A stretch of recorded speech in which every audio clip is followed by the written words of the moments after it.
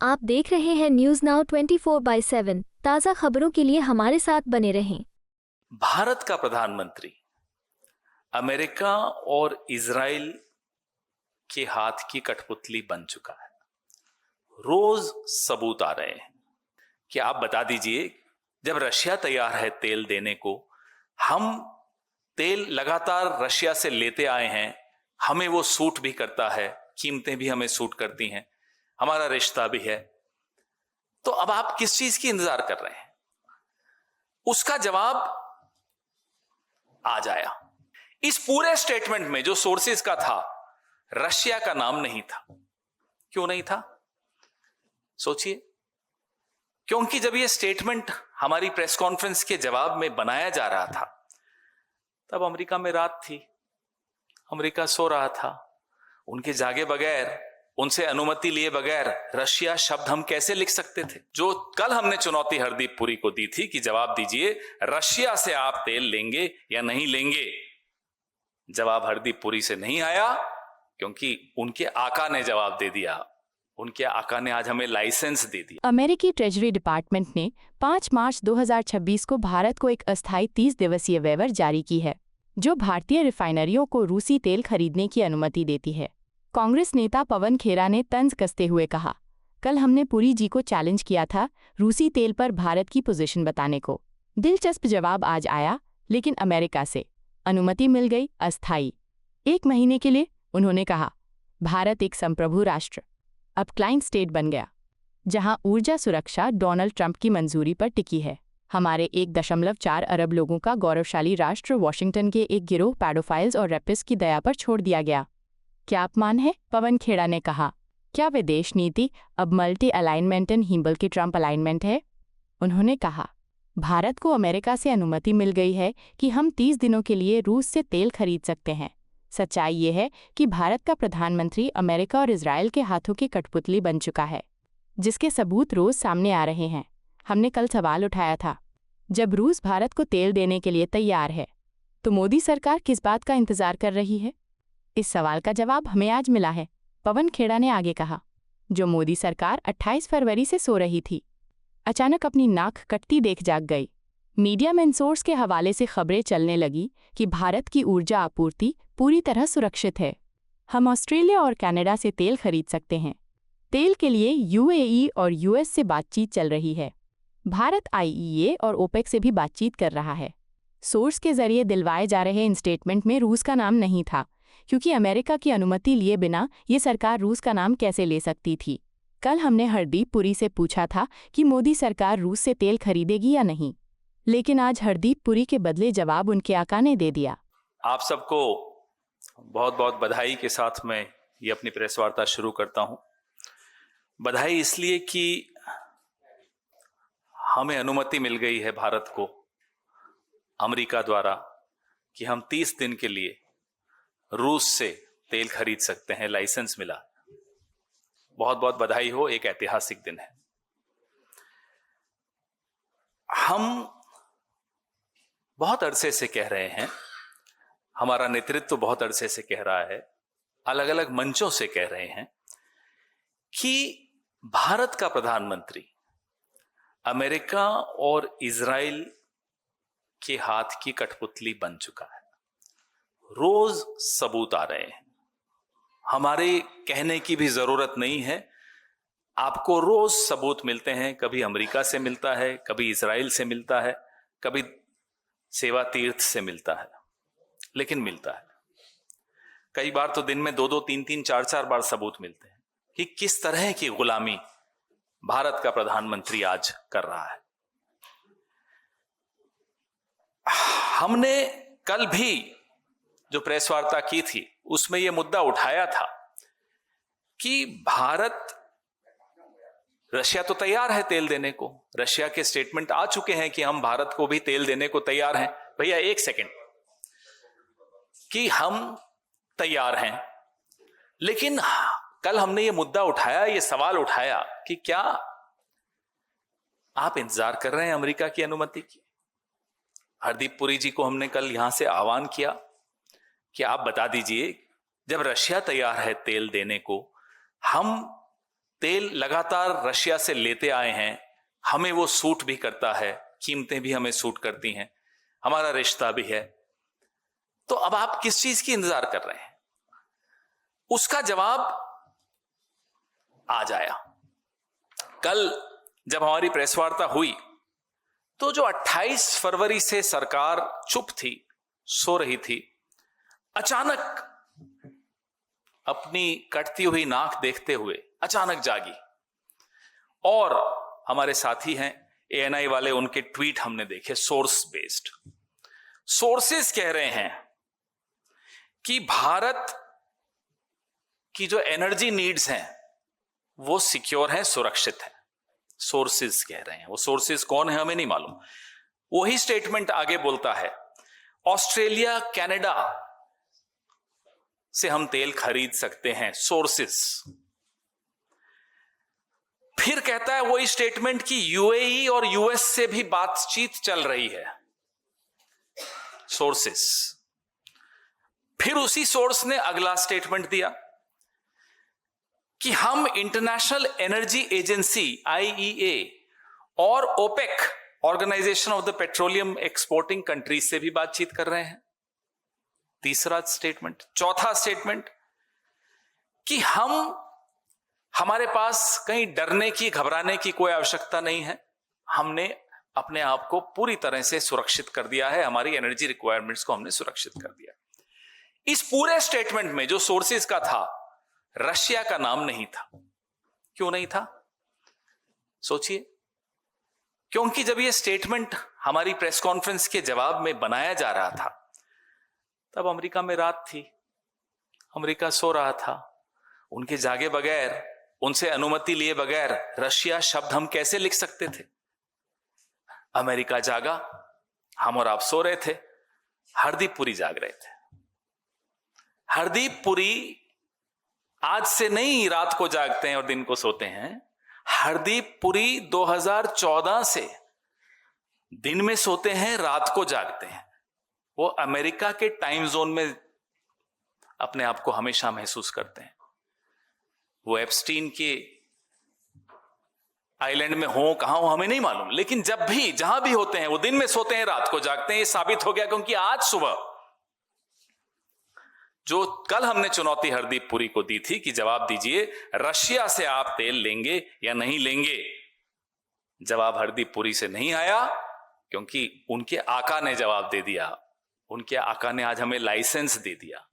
ये लाइसेंस देने की का जो अधिकार है भारत में, वो किसको है? Director general foreign trade, DGFT। वो था कल तक।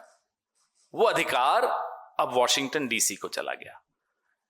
दे are giving us a licence for 30 days। It's not just a licence, it's a waiver. Waiver कहां दिया जाता है?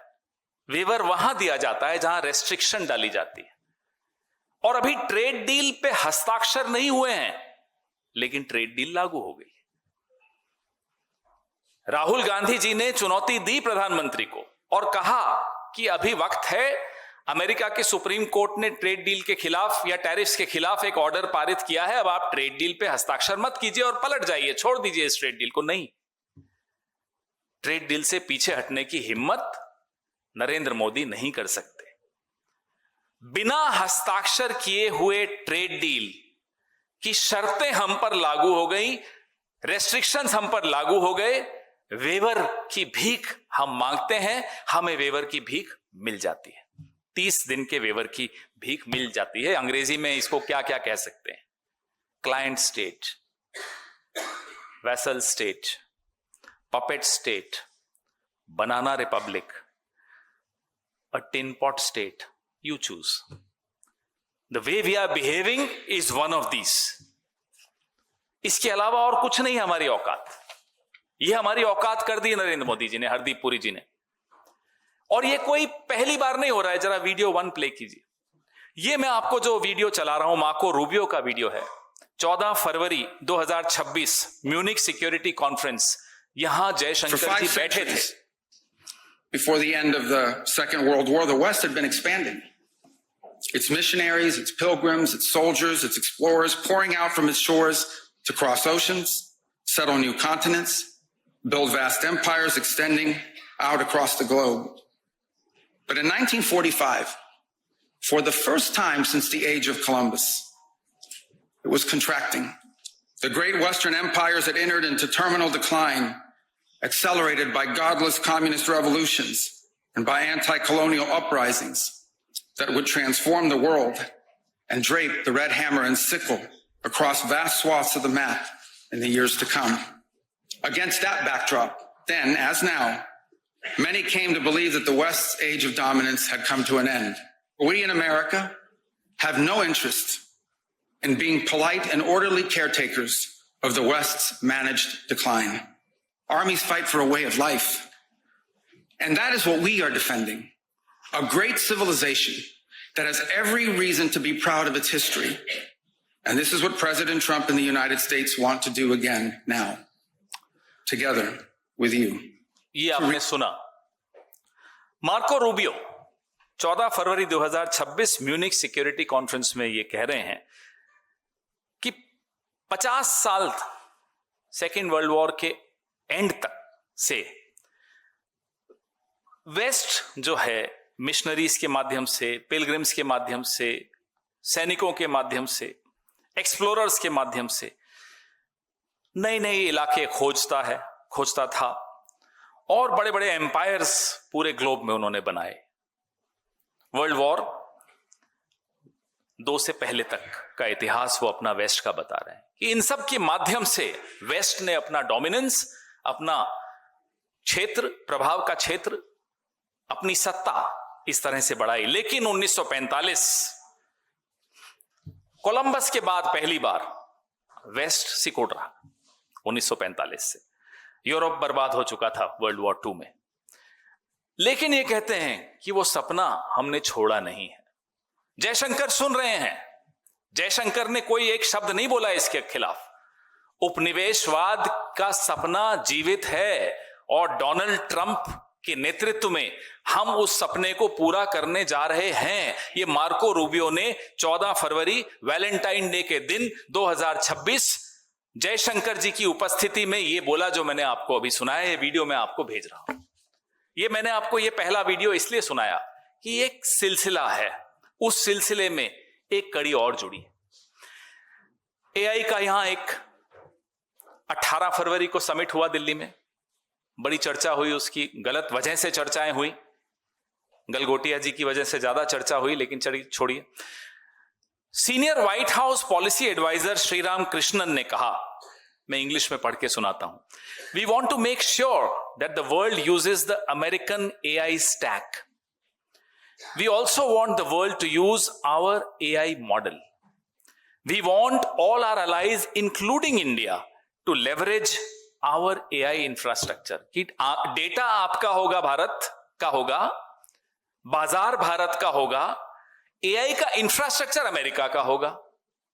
तो आपकी जो डेटा की गुलामी वो यहां। उससे पहले मार्को रूबियो ने आपको पूरी अपनी गुलामी की बता दी कि साहब ये फ्रेमवर्क है, ये ब्लूप्रिंट है आपकी गुलामी की। क्योंकि उपनिवेशवाद जिसके खिलाफ पंडित जवाहरलाल नेहरू ने दशकों की लड़ाई लड़ी और भारत ने इस लड़ाई का नेतृत्व पूरे विश्व में किया, उस उपनिवेशवाद को ट्रंप आगे लेकर जाएंगे, ये जयशंकर चुपचाप सुनकर आ गए। फिर मैंने आपको अभी Sriram Krishnan senior White House policy adviser का भाषण का बताया। जरा दूसरा वीडियो चलाइए।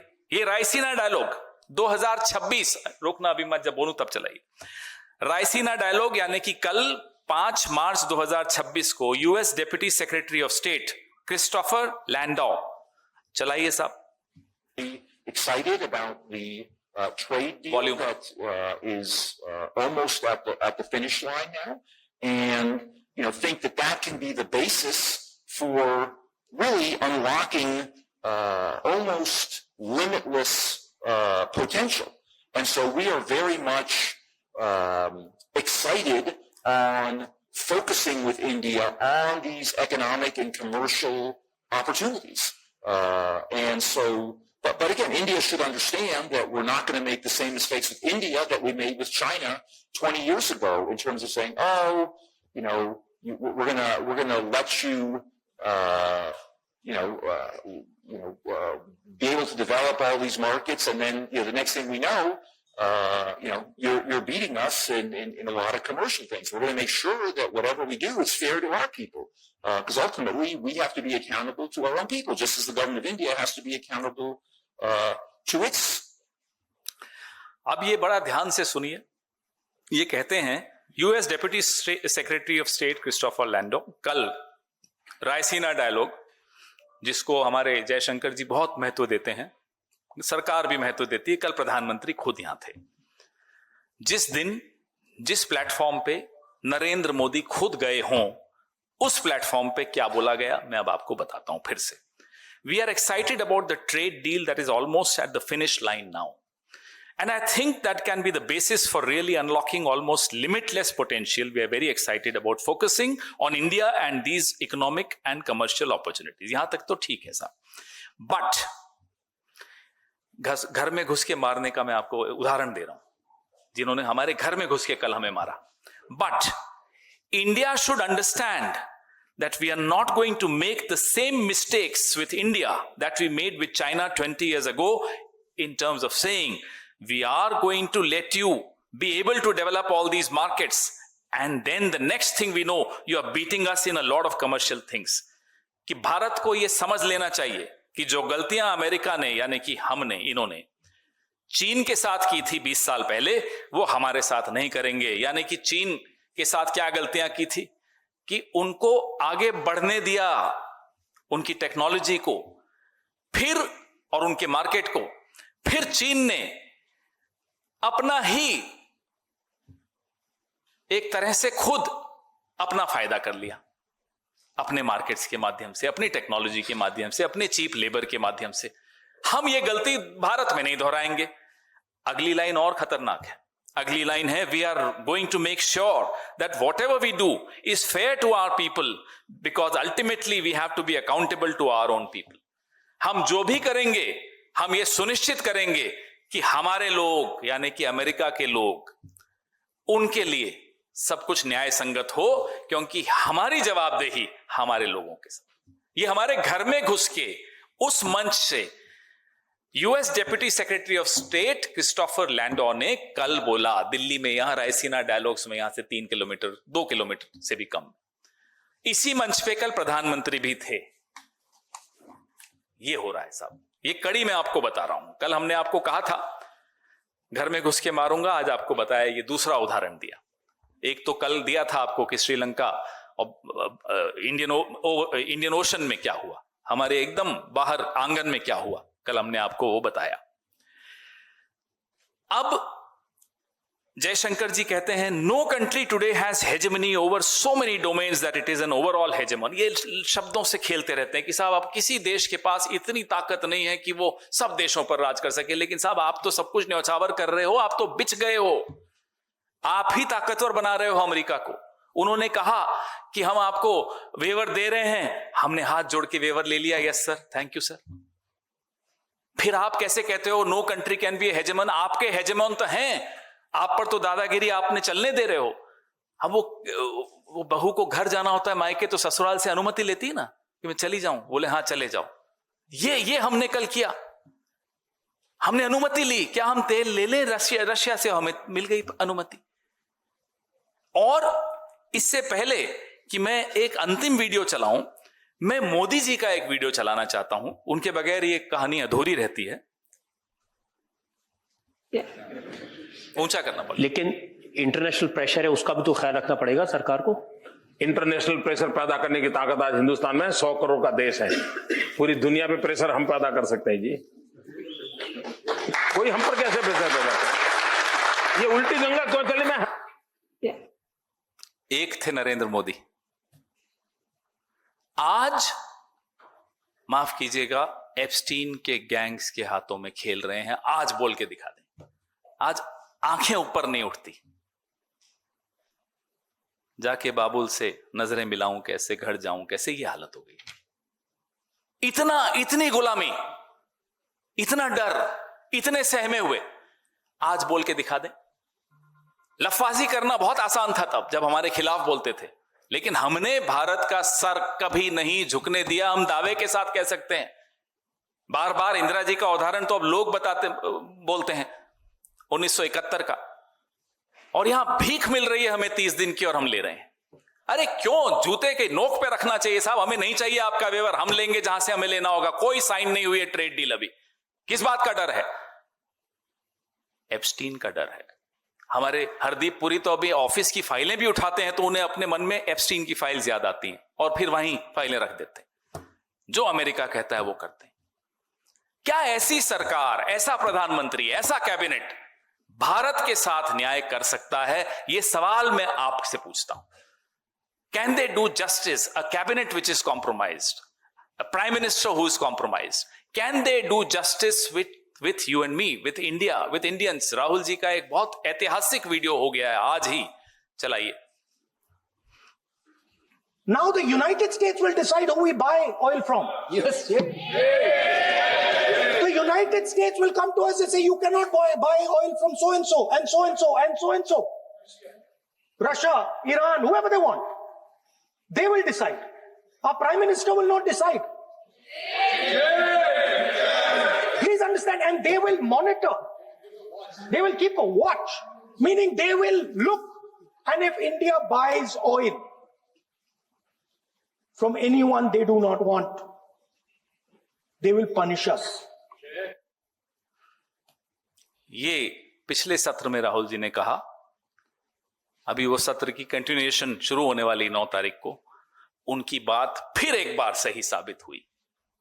माफ कीजिएगा, जो दिन में सोता हो और रात को जागता हो उसको तो हम उल्लू कहते हैं ना। एप्स्टीन के उल्लू हमारी सरकार में बैठे हैं। ये भारत विरोधी लोग हैं, ये भारत के हितों के साथ समझौता कर रहे हैं।